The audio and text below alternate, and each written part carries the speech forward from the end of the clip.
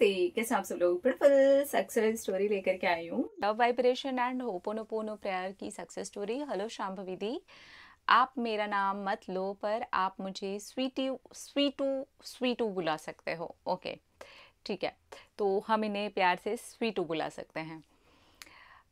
मेरे रिलेशनशिप के स्टार्टिंग में मेरा बॉयफ्रेंड मुझे बहुत ज़्यादा अच्छे से ट्रीट करता था, मुझे प्रिंसेस ट्रीटमेंट देता था, छोटे बच्चे की तरह संभालता था। और कॉलेज के बाद सब लोग बोलते थे कि बॉयफ्रेंड हो तो ऐसा हो वरना हो ही ना। सब ठीक चल रहा था, मैं बहुत ज़्यादा नखरे दिखाती थी उसको और वो मेरे नखरे झेलता था। बट एक एंड हाफ 1.5 ईयर होने के बाद मैं ज़्यादा सीरियस होने लगी उसके लिए। अब थोड़ा उल्टा हो गया, अब मैं उसके नखरे सहन करने लगी और तो और मुझे अब वो टाइम भी नहीं देता था, कॉल भी नहीं करता था। मैं उसके मैसेज के लिए कितना ही वेट करती रहती थी। मुझे अब ओवर थिंकिंग होती थी, मैं डिस्टर्ब और परेशान रहने लगी थी। मेरे मन में यही डर था कि वो चला जाएगा मुझे छोड़ के। मैं उसको बताती कि मुझे अच्छा फील नहीं हो रहा, प्लीज़ मुझसे बात कर ले। तो वो चिढ़ करके बोलता, ऐसा मत कर, मैं वरना बात करना छोड़ दूंगा। और एट लास्ट उसने एक दिन मेरे मैसेज को रिप्लाई करना छोड़ दिया, कॉल उठाने भी बंद कर दिए। और मुझे तब पता चला कि वो मुझे छोड़ करके चला गया है। एंड तब मुझे इतनी तकलीफ़ हुई ना दीदी कि मैं आपको बता भी नहीं सकती। मैंने खाना खाना छोड़ दिया, 4-5 दिन तक मैंने कुछ नहीं खाया, सिर्फ रो रही थी। और एक्चुअली दी मैं हॉस्टल में रहती हूँ दूसरी सिटी में, और वो भी उधर ही रहता है। पर जब ब्रेकअप हुआ था तब मैं मेरे घर पर थी और मुझे रोने भी नहीं मिलता था, घर पे पता चलेगा इस डर से। तो मैंने डिसीजन ले लिया कि मैं उसको मैसेज ही नहीं करूँगी चाहे कुछ भी हो जाए। फिर मैंने लव वाइब्रेशन शुरू किए और होपोनोपोनो प्रेयर भी शुरू कर दिया अपने लिए। और मैं बहुत ज़्यादा होपोनोपोनो प्रेयर करती थी ताकि मैं हील हो जाऊं। और सीरियसली मुझे बहुत अच्छा फील होता था होपोनोपोनो प्रेयर से। फिर कुछ दिन के बाद मैंने उससे सारी जगह से रिमूव कर दिया, उसके बारे में सोचती भी नहीं थी अब मैं ज़्यादा। और मैं बहुत ज़्यादा अच्छा फील करने लगी थी, मैं हील हो चुकी थी। बट बाद में मुझे कॉलेज के लिए हॉस्टल आना पड़ा, तो फिर मैं वापस डिस्टर्ब हो गई बहुत ज़्यादा। और मेरे एग्ज़ाम्स थे और मैं बीमार भी हो गई, सिर्फ रोती रहती थी और खाना भी नहीं खाती थी। पर मैंने उससे कांटेक्ट नहीं किया। फिर कुछ दिन के बाद उसने मुझे मैसेज किया तो नॉर्मल बात हो रही थी हमारी, पर वो खुद की गलती एक्सेप्ट ही नहीं कर रहा था और हमारे वापस झगड़े हुए। तो मैंने उससे बात करना छोड़ दिया। एंड आज हमारे ब्रेकअप को 7 मंथ हो गए हैं। इस बीच उसके मुझे 8 से 10 बार मैसेज आए हैं, बट मैंने उसे मैसेज नहीं किया। बट अभी कुछ दिन पहले ही उसने मुझे कॉल किया और बोला प्लीज़ मेरे से बात करो, मुझे बहुत याद आती है तुम्हारी। बट मैं अभी सेल्फ लव से इतनी ज़्यादा भर चुकी हूँ कि मुझे उससे बात करने का मन ही नहीं करता।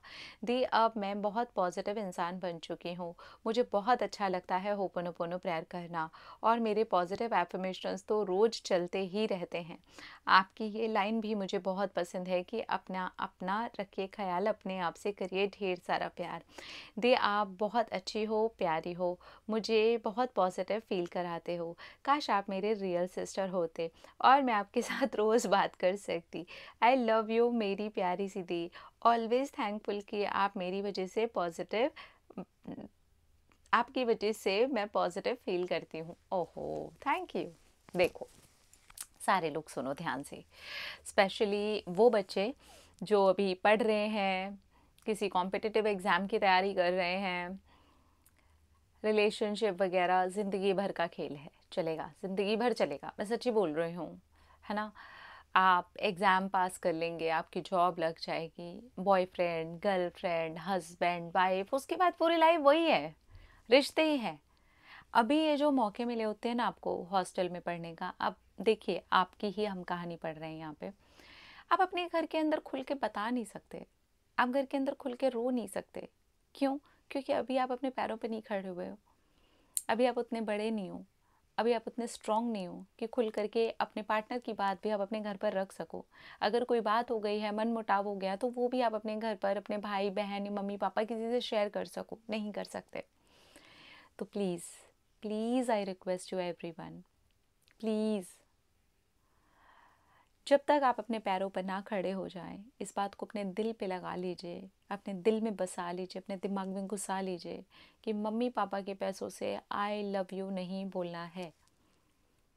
अपने पैसों से हमें आई लव यू बोलना है। और मम्मी पापा के पैसों से हम कैसे आई लव यू बोलते हैं?